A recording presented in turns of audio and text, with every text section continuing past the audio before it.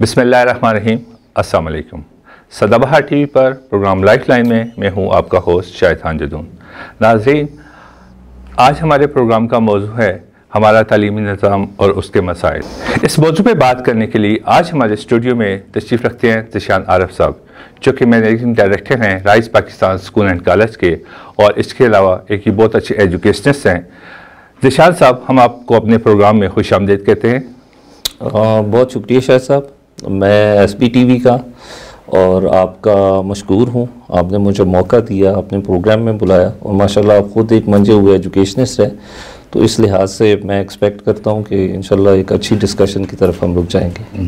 ज़ीशान भाई, जो पिछली गवर्नमेंट हमारी आई है उसने बड़े तालीमी इस्लाह के दावे भी किए। तकरीबन हर जगह पे इस्लाहात हुई हैं। अगर आप सोसाइटी के अंदर देख लें, एक पूरा एक सिनेरियो चेंज हो चुका है, लेकिन क्या बात है अभी तक जो हमारा एजुकेशन सिस्टम है उसका कोई आउटकम नज़र नहीं आ रहा। इस बारे में आप क्या कहते हैं? शायद साहब, मेरे ख्याल से जब हम तालीम के बारे में बात करते हैं तो हमें ये बहुत ही अच्छे तरीके से समझना चाहिए कि किसी भी कौम की ज़िंदगी में तालीम जो है वो रीढ़ की हड्डी का किरदार अदा करती है। जी बिल्कुल, ठीक है। और तालीम जो है वो किसी भी बाशऊर कौम के लिए सबसे पहली तरजीह होती है, और उसी तरजीह को सबसे पहले रखने की वजह से ही कौमों ने दुनिया के अंदर तरक्की की है। अल्हम्दुलिल्लाह हम लोग मुसलमान हैं, और मुसलमान होने के नाते हमारा मज़हब जो है वो भी तालीम के ऊपर बेइंतहा जो है उसके ऊपर ज़ोर भी देता है। और तालीम की अहमियत जो है वो किसी कौम के हवाले से अगर हम लोग देखें या किसी फ़र्द के हवाले से देखें, तो कौम की ज़िंदगी या फ़र्द की ज़िंदगी में तरक्की के हवाले से ये बहुत ही बुनियादी पहलू है। अब मैं अगर पाकिस्तान के कॉन्टेक्स्ट में बात करूँ तो मेरे ख़्याल से पाकिस्तान के कॉन्टेक्स्ट में तालीम बुनियादी तौर पे जो बच्चे हैं उनका एक हमारा कॉन्स्टिट्यूशनल राइट है जी 25A के तहत कि हर बच्चा जो पाकिस्तानी शहरी है उसको तालीम मुहैया करना जो है वो रियासत की ज़िम्मेदारी है जी। इस कॉन्टेक्स्ट में अगर हम लोग देखें मौजूदा जो पाकिस्तान की आबादी है उसके तनासब के लिहाज से, तो तकरीबन जो है वो 7 करोड़ से ज़्यादा इस वक्त बच्चे पाकिस्तान में जो स्कूलों के अंदर होने चाहिए वो मौजूद हैं। सही। और हमारी बदनसीबी ये है कि आपके सामने मैं कुछ फ़िगर्स रखता हूँ, उन फिगर्स से आपको अंदाज़ा होगा कि इस वक्त पाकिस्तान की तालीमी कैफियत जो है वो किस हालत से हम लोग गुज़र रहे हैं, और हमारी हुकूमतों की किस तरीके से तरजीहात ये रही है तालीम या नहीं रही है। वो इम्पैक्ट सारा आपके सामने इस एनालिसिस से आ जाएगा जी कि ऑलमोस्ट कुछ 7 साढ़े 7 करोड़ बच्चा है हमारा जी। और इन 7 साढ़े 7 करोड़ बच्चों के हवाले से 2 पहलुओं को हम लोग देख लेते हैं। एक तो हम लोग ये देख लेते हैं कि इन टर्म्स ऑफ क्वांटिटी, कि इन टर्म्स ऑफ नंबर ये बच्चे कैसे फैसिलिटेट हो रहे हैं, हालांकि ये उनका कॉन्स्टिट्यूशनल राइट है कि उनको तालीम स्टेट प्रोवाइड करे। और दूसरा इन टर्म्स ऑफ क्वालिटी भी हम लोग ये सारी चीज़ें देख लेते हैं। तो इसमें से अभी जो इंटरनेशनल सर्वेज होते हैं, तो जो रीसेंट सर्वे है उसके तहत पाकिस्तान आउट ऑफ स्कूल बच्चों के लिहाज से पूरी दुनिया में दूसरे नंबर पर है। तो इस एतबार से एक मोहतात अंदाजे के तहत तकरीबन 2 करोड़ 20 लाख बच्चे जो हैं वो स्कूलों से बाहर हैं। ठीक। तो अगर हम 7 करोड़ बच्चे का तनासब देखें और उसमें से 2 करोड़ 20 लाख बच्चे अगर स्कूलों से बाहर हों, तो तकरीबन कुछ 5.5 करोड़ के लगभग बच्चे जो हैं वो स्कूल्स के अंदर है। अब ये 5.5 करोड़ या 5.25 करोड़ लगभग जो बच्चे हैं, इनमें से तकरीबन 1 करोड़ बच्चा जो है वो बच्चा है जो मस्जिदों में और मस्जिदों के साथ मुल्हिका जो मदरसे हैं उनके अंदर ज़ेर तालीम है। ये इन मस्जिदों का जो सोर्स ऑफ इनकम है और जो क्वालिटी ऑफ सर्विस है और जहाँ से इनको फाइनेंसेस जिस तरीके से मिलते हैं और जिस क्वालिटी और जिस स्टैंडर्ड की ज़िंदगी ये बच्चे गुजार रहे होते हैं, वो मेरा ख्याल है इस माशरे के तमाम अफराद उससे आश्कार है, किसी से ढका छुपा नहीं है। सही।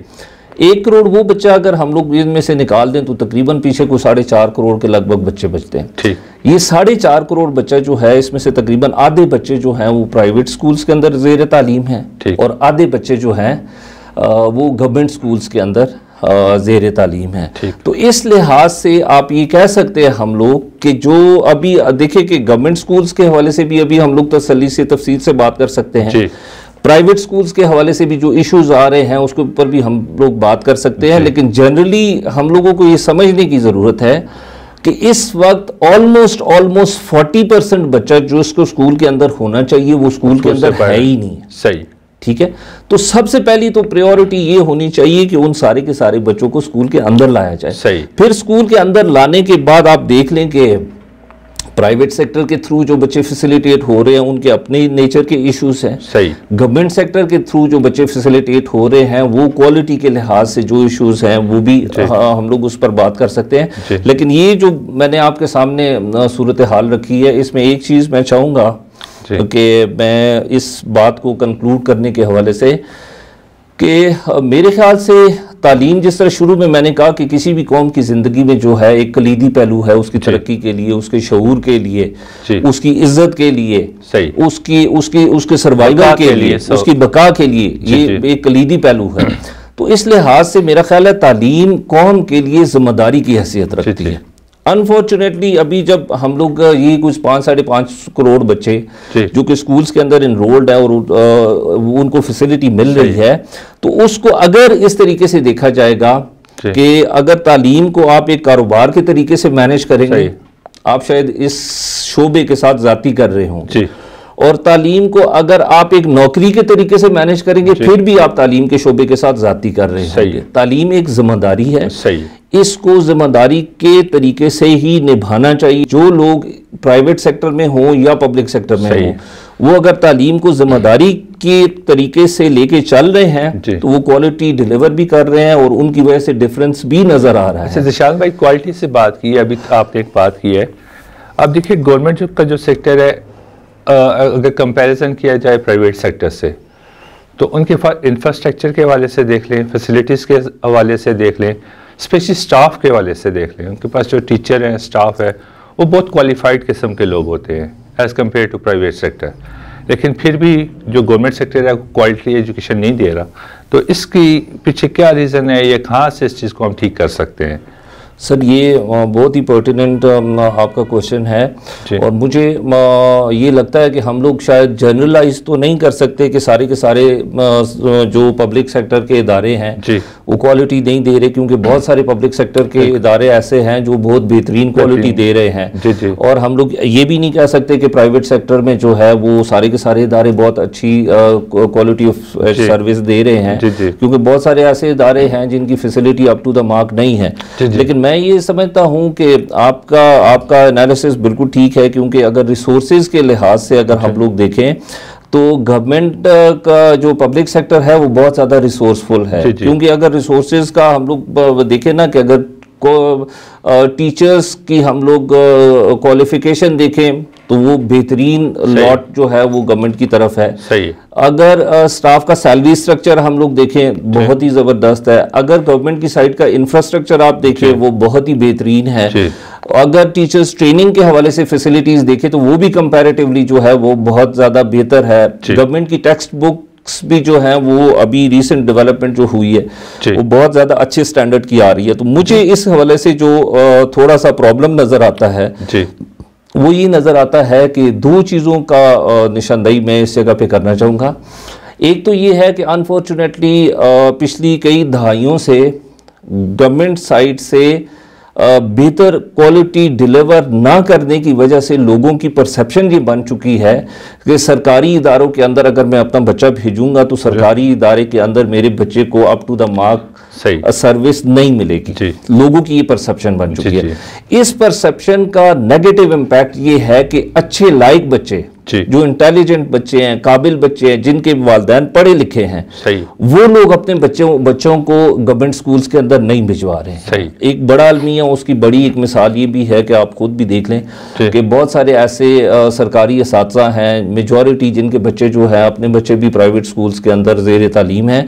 तो ये इसकी एक रिफ्लेक्शन है कि उसकी वजह से ये है कि उनको इन सारी अच्छी चीज़ें होने के बावजूद रॉ मटेरियल जब अच्छा नहीं मिलेगा तो टीचर मेहनत करेगा, अच्छा इंफ्रास्ट्रक्चर होगा, अच्छी किताब होगी, जब पेरेंट्स अवेयर नहीं होंगे, पेरेंट्स एजुकेटेड नहीं होंगे, पेरेंट्स की तरफ से सपोर्ट नहीं होगी, बच्चा टाइम पे नहीं आएगा, बच्चा अच्छे आपके जो इंटेलिजेंट, क्योंकि सारे बच्चे बराबर नहीं होते हैं, अच्छे पढ़ने वाले, मेहनत करने वाले इंटेलिजेंट बच्चे जब सरकारी इदारों में नहीं जा रहे होंगे तो बहुत ज़्यादा मेहनत करने के बावजूद भी उसका जैसा इम्पैक्ट आना चाहिए उस तरह का इम्पैक्ट नहीं आता। और प्राइवेट स्कूल्स के हवाले से जिस तरह से आपने कंपैरिजन किया है, प्राइवेट स्कूल्स के अंदर पता है एक और बहुत ही ज़बरदस्त दूसरा अच्छा पहलू मैं आपके सामने पहले रख दूं और फिर प्राइवेट स्कूल्स की तरफ भी हम लोग चले चलते हैं। दूसरी चीज़, मुझे एक चीज़ की जो कमी नज़र आती है ना, मैं खुद एक प्राइवेट इदारा मैनेज करता हूँ, तो मुझे ये चीज़ लगता है ना कि मेरी सारी की सारी चीज़ें ऑन स्टेक है। सही, मैं एक दिन एक बच्चा, एक पेरेंट को भी जो है उसकी कंप्लेन को मैं फॉर ग्रांटेड नहीं ले सकता। सही, ठीक है, मुझे उस पर एक्शन भी लेना है, चीज़ें भी अपनी दुरुस्त करनी है, क्योंकि मैं और मेरे अंदर नीचे जितने लोग काम कर रहे हैं वो सारे के सारे पेरेंट्स को अकाउंटेबल हैं। सही, तो उसकी वजह से हमारे लिए क्वालिटी एश्योरेंस जो है वो हमारे सर्वाइवल का मामला है। सही, तो हमने वो चीज़ करना है, तो उस वजह से अकाउंटेबिलिटी और वो सारी चीज़ हो अपनी जगह इंटैक्ट रखना बहुत ज़्यादा ज़रूरी है हमारे लिए। तो उस वजह से कंपैरेटिवली थोड़ी बेहतर क्वालिटी आ रही होती है। और दूसरी पता है एक बहुत ही ज़्यादा ज़रूरी चीज़ ये है ना कि विल आपकी विल बहुत ही ज़्यादा ज़रूरी है, क्योंकि गवर्नमेंट सेक्टर में बहुत सारे अच्छे लोग जो काम करना चाहते भी हैं और जिनकी विल भी है ना, उनके पास अथॉरिटी नहीं है। सही है। प्राइवेट सेक्टर में जिस तरह से मैं अपने स्कोप में बैठा हुआ हूँ, मेरे पास जितने असातिज़ा हैं, मेरे पास जितने बच्चे हैं, अगर मेरी विल है तो मैं जो करना चाहता हूँ मेरे पास वो काम करने का स्कोप मौजूद होता है।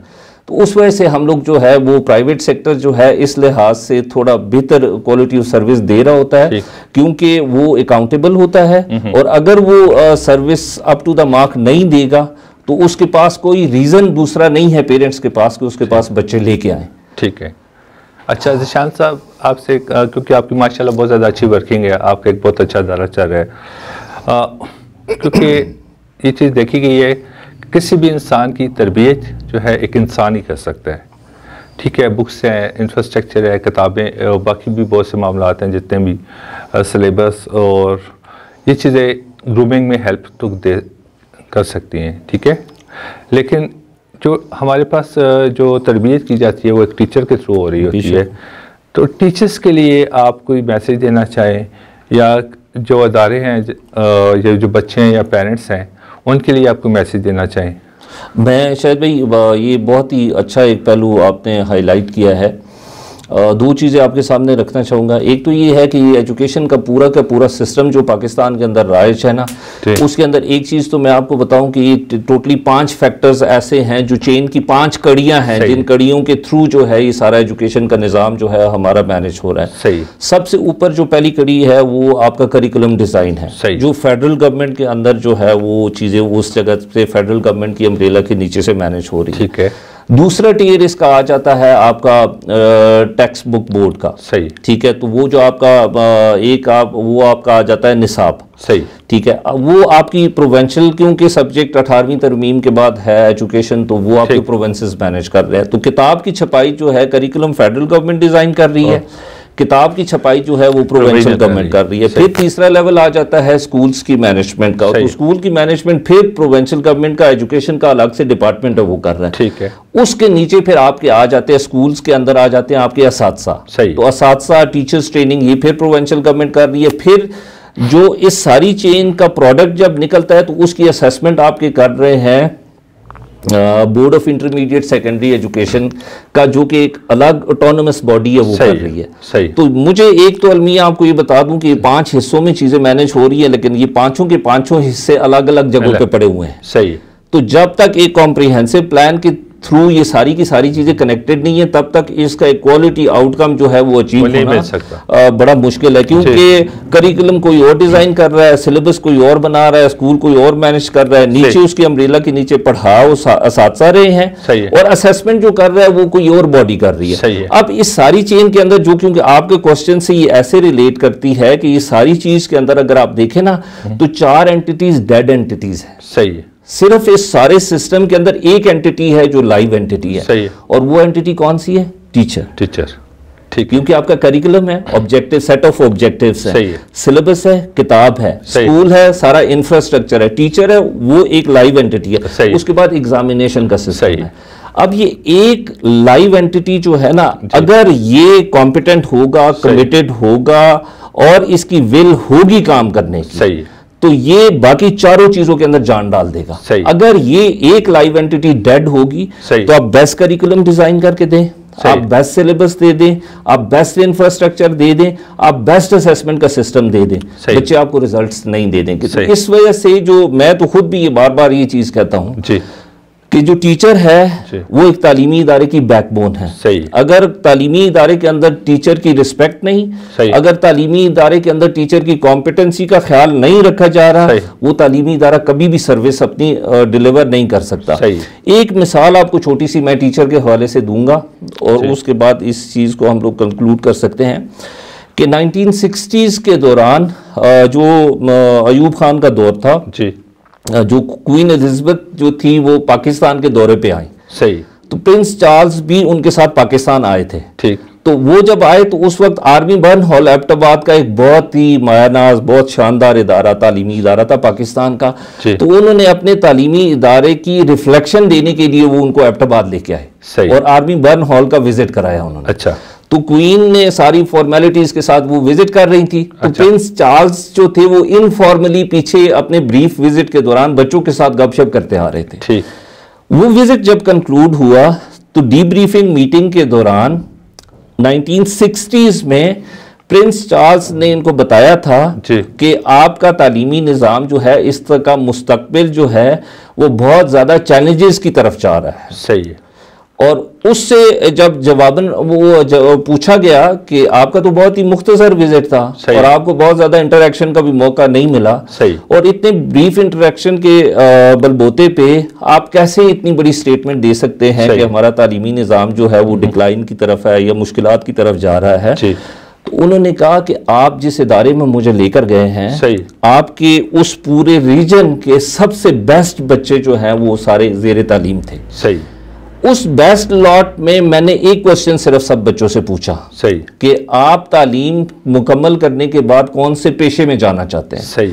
तो उन सब बच्चों ने कहा हम लोग आर्मी में जाना चाहते हैं, ब्यूरोक्रेसी में जाना चाहते हैं, पॉलिटिक्स में जाना चाहते हैं, बिजनेस करना चाहते हैं, मेडिकल में जाना चाहते हैं, इंजीनियरिंग में जाना चाहते हैं। उनमें कोई एक बच्चा भी ऐसा नहीं था जिसने ये कहा हो कि मैं बड़ा होकर टीचर बनना चाहता हूं। सही। क्योंकि आपका ये निज़ाम जो तालीम का है जी, और आपका पूरी कौम को बनाने वाला जो शोबा है वो टीचिंग, क्योंकि उसको मदर ऑफ ऑल प्रोफेशंस कहते हैं। बिल्कुल सही। क्योंकि डॉक्टर्स, इंजीनियर्स, आर्म फोर्सेस के सारे लोग एक टीचर बनाता है। सही। तो अगर आपके काबिल तरीन लोग टीचिंग के प्रोफेशन में नहीं आएंगे तो डेफिनेटली आपका टीचिंग का प्रोफेशन जो है वो आने वाले दौर में मुश्किलात का शिकार होगा, वो डिक्लाइन पे जाएगा, और उसके लिए जो है ये किसी भी कौम के लिए जो है वो अच्छी खबर नहीं है। जो बाशऊर है, जो तरक्की करना चाहती है, जो एक वकार और इज्जत के साथ दूसरी कौमों के अंदर सर्वाइव करना चाहती है। जी तो नाज़रीन, आज हमारे स्टूडियो में ज़ीशान साहब मौजूद हैं। इन्होंने बहुत अच्छी गुफ्तगू की, बड़ी अच्छी इन्फॉर्मेशन हमारे नाज़रीन के साथ शेयर की। ज़ीशान साहब, एक दफ़ा फिर SPTV की पूरी टीम की जानिब से आपका शुक्रिया अदा करते हैं। और नाज़रीन, इंशाल्लाह आपके सामने एक अच्छे प्रोग्राम के साथ दोबारा आऊँगा। तब तक के लिए इजाज़त चाहता हूँ। अल्लाह हाफ़िज़।